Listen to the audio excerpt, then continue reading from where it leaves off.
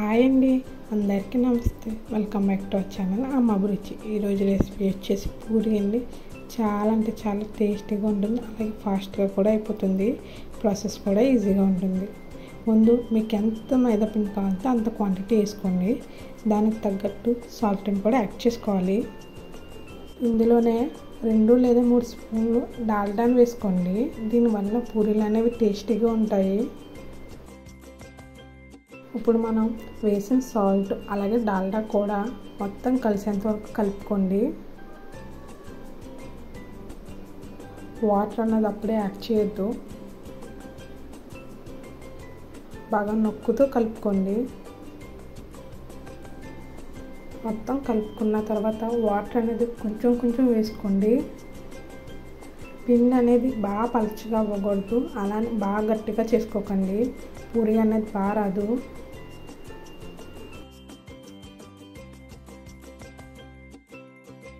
Water వేస్తూ వేస్తూ వేళ్ళతోనే కలుపుకోండి పిండి అనేది.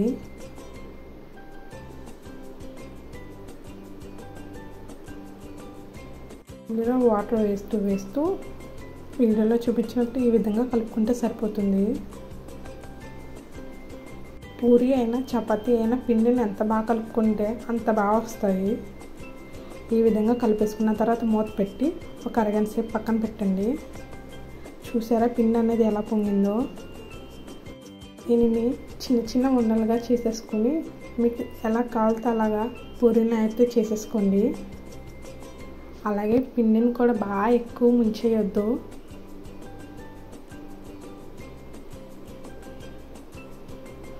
అవును, మీలో ఎంతమంది పూరీలు అనేవి రౌండ్గా వస్తాయని కామెంట్ చేయండి. ఇలా మొత్తం అన్ని పూరీలు చేసేసుకోండి. ఈలోపు స్టవ్ వెలిగించి గిన్నె పెట్టి ఆయిల్ వేయండి. ఆయిల్ అనేది బాగా వేడెక్కనివ్వండి, లేకపోతే పూరి అనేది నూనె పీల్చేసుకుంటుంది. పూరి వేసేటప్పుడు మంట అనేది మీడియం ఫ్లేమే పెట్టుకోండి. పూరి వేపితే దాని మీద ఆయిల్ అనేది వేస్తూ ఉంటే పూరి అనేది పొంగుతూ ఉంటుంది.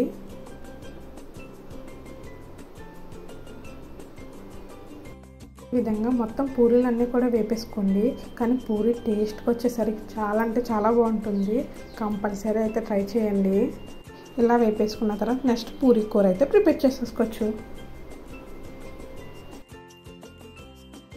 ఇది పూరీలోకి, చపాతీలోకి, అలాగే ఇడ్లీలోకి సూపర్ కాంబినేషన్. చాలా చాలా బాగుంటుంది. కంపల్సరీ ట్రై చేయండి. ప్రాసెస్లోకి అయితే వెళ్ళిపోదాం. క్యారెట్ ముక్కలు, అలాగే అల్లం, జీలకర్ర, ఆవాలు, ఎండుమిర్చి, కరివేపాకు, పచ్చెనపప్పు, మినప్పప్పు, పచ్చిమిర్చి, ఉల్లిపాయ ముక్కలను కట్ చేసి పెట్టుకోండి. అలాగే బంగాళదుంప ముక్కలను కూడా కట్ చేసి పెట్టుకోండి. ఈలోపు స్టవ్ వెలిగించి గిన్నె పెట్టి ఆయిల్ వేయండి.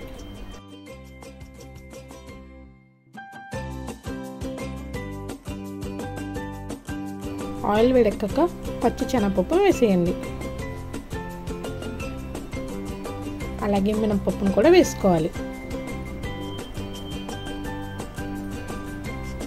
ఇవి కొంచెం వేగనివ్వాలి.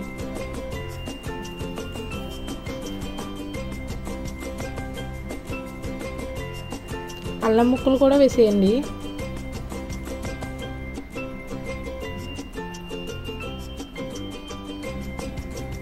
ఇవన్నీ బాగా వేగాక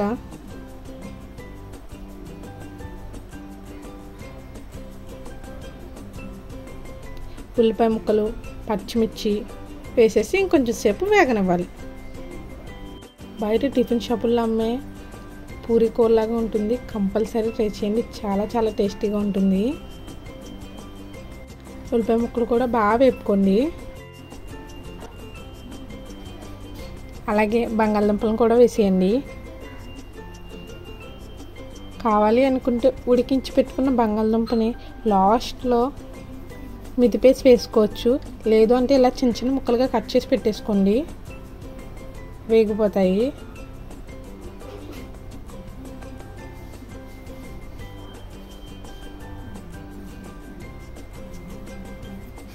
ఇవి వేగాక క్యారెట్ ముక్కలను కూడా వేసేసుకోవాలి.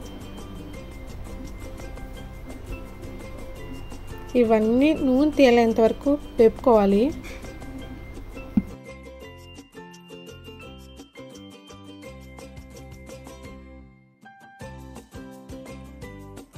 అలాగే ఆవాలు, జీలకర్ర, ఎండుమిర్చి, కరివేపాకును కూడా ఇప్పుడే వేసేసుకోండి. కరివేపాకు అనేది చివరిలో వేసుకుంటేనే మంచిది, ఫ్లేవర్ అనేది ఉంటుంది.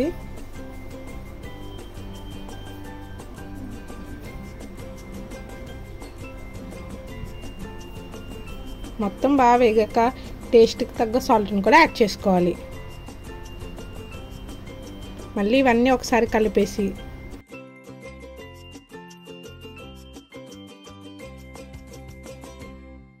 అలాగే తగినంత వాటర్ వేసుకోండి.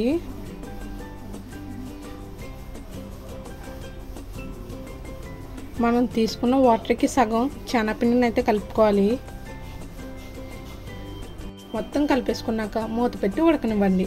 ఈలోపు గిన్నె తీసుకుని శనగపిండిని వేసుకుని అందులో కొంచెం చిటికెడు పసుపు కూడా వేసుకోండి. ఉండలు లేకుండా మొత్తం అంతా బాగా కలిపేసుకోండి.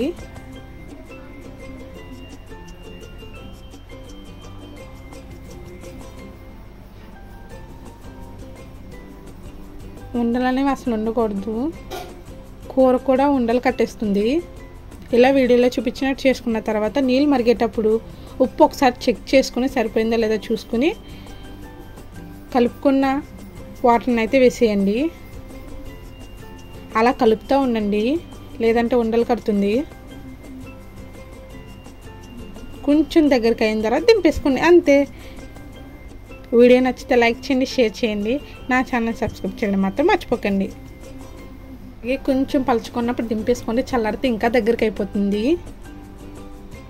మీకు ఎలా కావాలనుకుంటున్నారో అలా దాన్ని బట్టి ఆ స్టేజ్లో దింపేసుకుంటే సరిపోతుంది.